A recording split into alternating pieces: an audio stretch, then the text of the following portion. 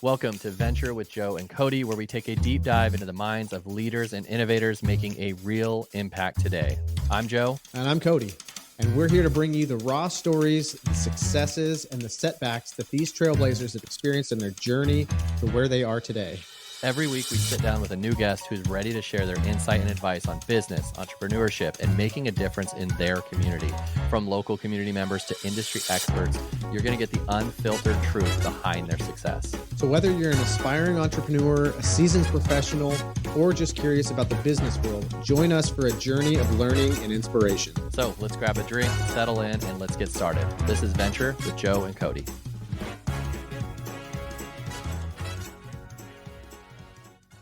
Hey guys, welcome to another episode. This is going to be kind of a combo live stream with Joe and Cody and Venture with Joe and Cody.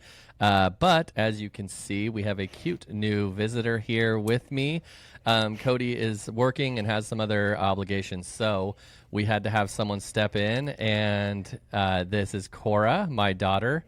And she is, she's just going to talk to us today. She's got a lot of real estate knowledge and a lot of lending knowledge, probably more than Cody does, and so it'll be more informative. But so if you are paying attention on the live stream right now, Cora and I are going to be live, but we also are going to use this recording for the podcast. So if you don't catch it live, the same thing will be on the podcast, Venture with Joe and Cody. So if you haven't already, go to Apple, Spotify, sign up for our stuff. Cora's going to be famous, probably get more views than any of our other videos because you are way cuter than Cody and I. So Cora, what's going on? How are you? I'm good. Good. You have just started summer, so what's the summer plans? Tell everyone what your summer plans are. I've kind of just been hanging out with friends and going to the pool, and I have some family trips. Nice. What's the? I know there's a trip coming up. Tell everyone about what you're doing in the next couple days. Tomorrow I am leaving to Arizona to go see my cousins. Nice. That's going to be fun. Is it hot there? Yeah, it's pretty hot. Okay. You're staying with Granny and your cousins. You want to give them a shout out here since everyone's paying attention? Hi, guys. Hi, Navy and Quincy and Rocky. Yeah. Okay. The three cousins. They're excited to see you. That's going to be fun. I'm not a big fan of you leaving for that long, but you seem to be totally okay with that. So, Miss Independent. So, on to the real estate world. I know you have some questions. I've got some questions for you. Do you want to start off, or do you want me to start off with a question? I can start off. Okay. Let's do it. I have no idea what she's going to ask, so. So my top 10 real estate questions. My first one is, why do you like real estate? Oh man, that gets a little deeper. No, I like real estate. I think I got into real estate because, and I think I've talked about this before, is I like the freedom that real estate offers, in the sense it's not really freedom because it is a very busy job. But when I went from the police, as you know, like I was gone a lot.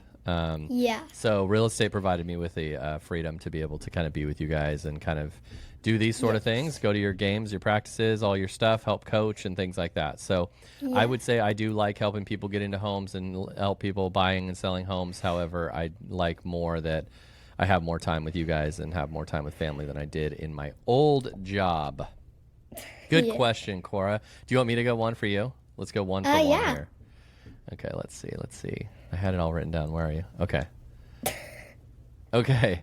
If you were a real estate agent for the day, how would you convince someone to buy a house?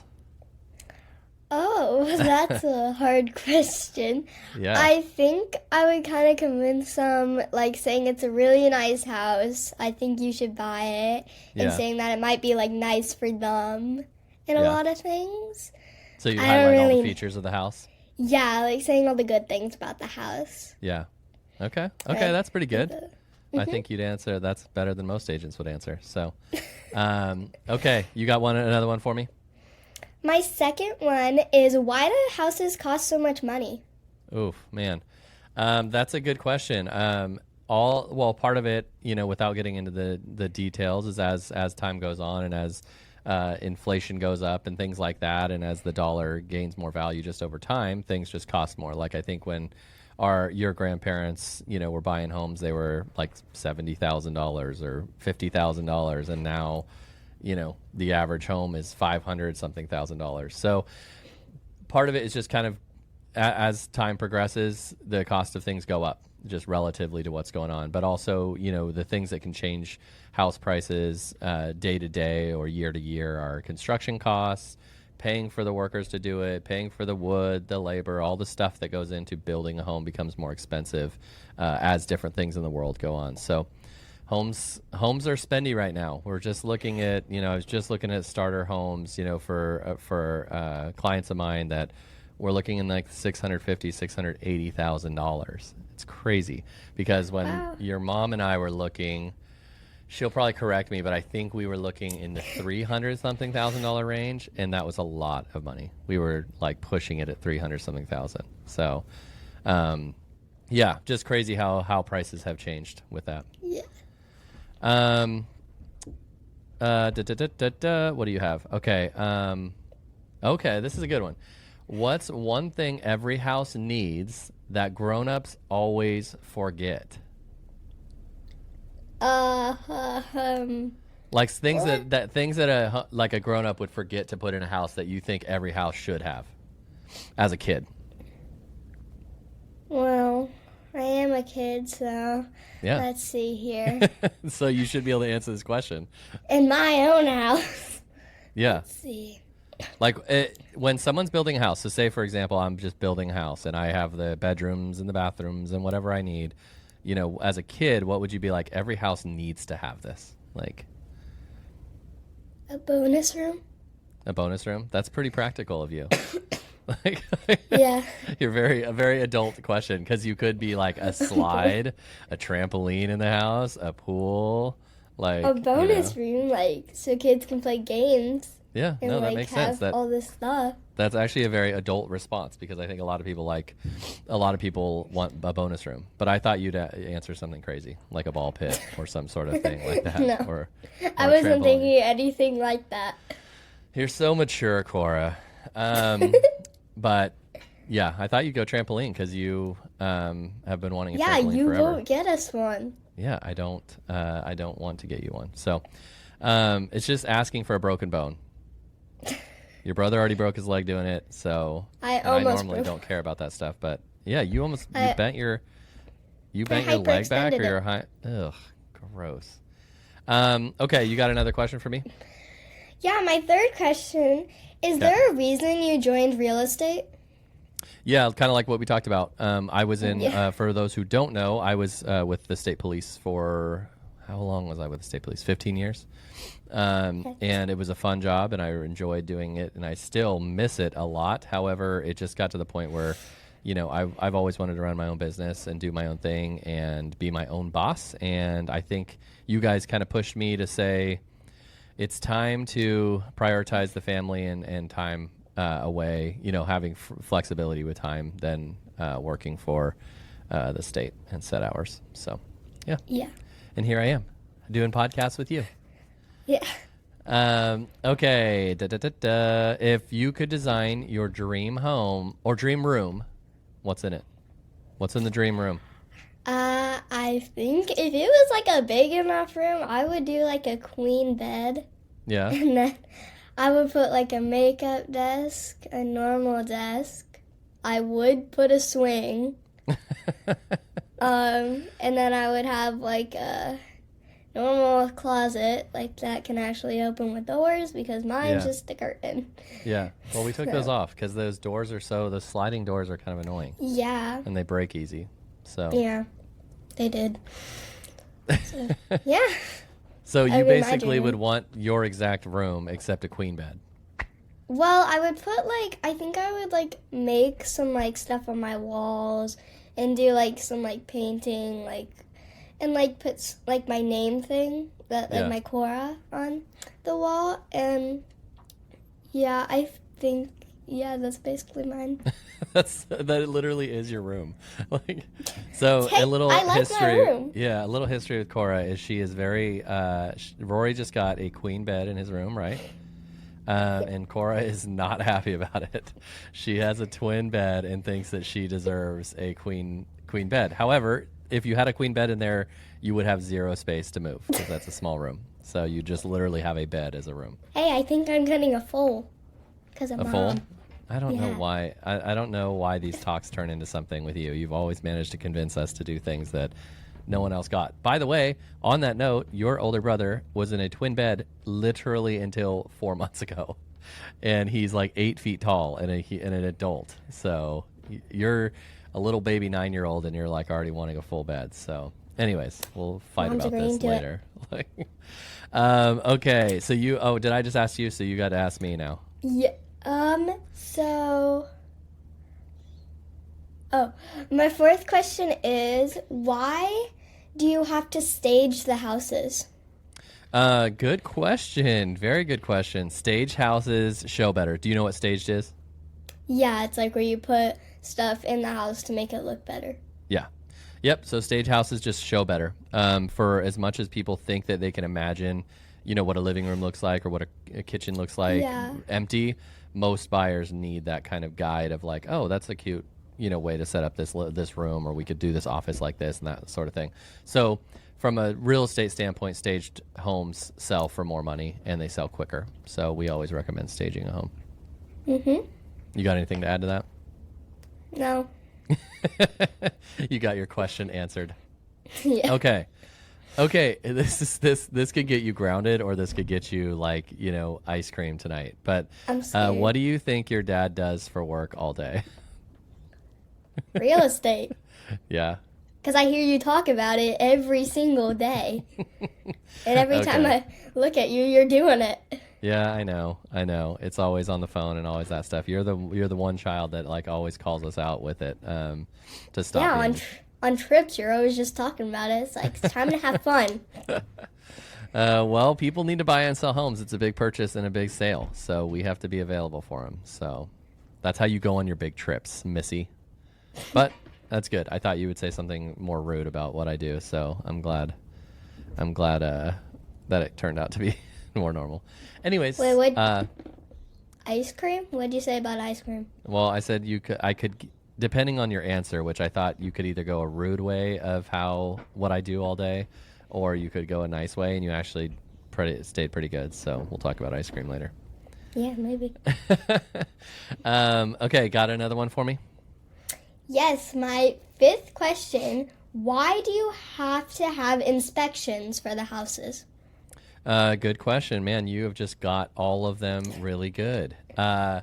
No, an inspection shows what's wrong with the house. So basically, an inspector comes through the house and they say, if there's a leak in the floor or a leak in the ceiling, or there's mold in the attic, or there's just minor things like a plug, an outlet doesn't work in the house, or things like that. So it's good for the homeowner to know what's wrong with the house before they get in, so they're not shocked by the time they move in and they're like, well, we didn't know any of this was going on. So it's a good time for the buyers to find out what the house has, the nitty-gritty of the house, but also we can use it for negotiations. So say, for example, we pay $500,000 for a house and there's a big inspection issue, then we can offer $450,000 for a house, or have the thing repaired before the buyers move in. So it's just a good tool to have for buyers. Mm-hmm. Okay. Your question. Okay. Would you rather live in a tree house, a houseboat, or a castle? Oh, I think you know me well enough so I pick castle. Yeah, You know me well I know. You're a little princess. You're like, that's perfect for me. So why would you choose a castle over the other things? Because I think it's a really nice place to live. Yeah. And it's a really nice house, and I think it would just be pretty nice. What if it was the old medieval castle where it's you're living on concrete, rock floors and things like that? It's not all luxurious inside. Oh, well then no. I'll pick something else. I'll pick the houseboat. Yeah, the houseboat would be kind of cool. Be kind of fun. Yeah, that'd be actually kind of cool. Yeah. Okay. What's next? We might not make it through all 10. I'm gonna keep this. But yeah, just keep going. Maybe. Okay. My sixth question is: when you sell a house, how do you feel? Good. Yeah, selling a house has a bunch of different feelings. There's one feeling of just being done and completed and getting people that, either the sellers are finished and they're done and they can move on to their next thing, or the buyers can move into the house. So there's some excitement there.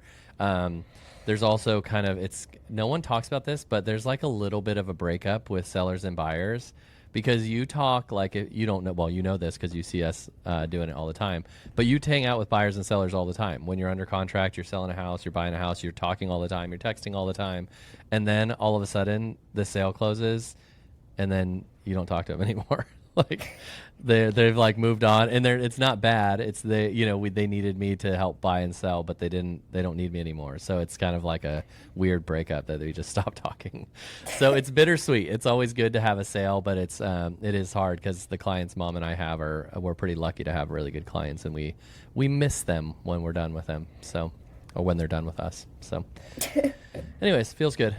Some are hard transactions that you're just like, I needed this done, and some are really easy that you're like, oh, we could have kept this going for a while. But okay. What do you think is the most important room in the house, and why? Well, if I was like way younger, I think I would say my room. Yeah. But now, I think I would say the most important is, I think, the kitchen. Okay. Because it's important because then we can actually have, like, food and have water and a lot of things. Yeah. Oh, that's so smart. we can, like, actually, like, eat. Yeah. Yeah. And that's where we hang out a lot. So you get kind of the family like together with and all family. that sort of stuff. So, Uh-huh. yeah. Look at you just answering questions like an adult. You might just take Cody's job here. He might be just trying to get in on the podcast next week, and we won't let him. But okay, what's next? We got one or two more. Wait, isn't it your? Oh wait, no, it's mine. Yeah, you just answered that amazing kitchen question. Oh. So, question 7. Why does it take a while to sell a house? Oh, great question, because right now it's taking longer and longer to sell a house. And so, and it's been pretty frustrating for sellers to sit through that, because back, you probably don't know this, but back during COVID, you sold the house like within a couple days. Like it was like people were begging to buy the houses. So now homes sit on the market longer. So it's really economics based. Buyers need to have the right pricing, and without getting into the nitty gritty of stuff, you have to have different mortgage rates, and the lower the mortgage rate, the more the buyer can afford and comfortably. So, it's really economically based. So, what were you asking? My mind went blank for a second.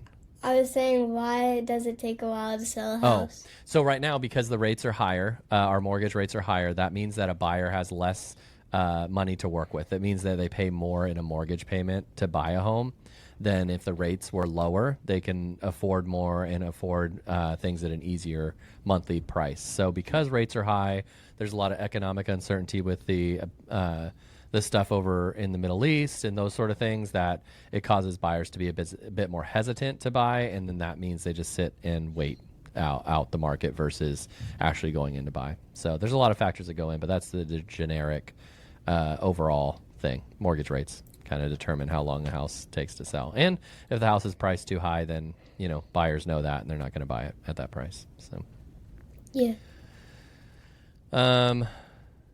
Okay. You have $1 million to buy a house. What are you looking for? What do you look for in a house for $1 million? So for $1 million, I'm not looking for like a giant big house or like kind of like a small like apartment. I'm kind of looking for like a nice house, but not like too nice that it's like over the top. I was like maybe just like kind of like ours. It's just kind of like one of those like in between that's like nice. Yeah. And it's like the same as like nice, and then it's in between. Yeah. So I would kind of have. Yeah, go ahead. I would have one like ours. Yeah. I think I would kind of. Yeah.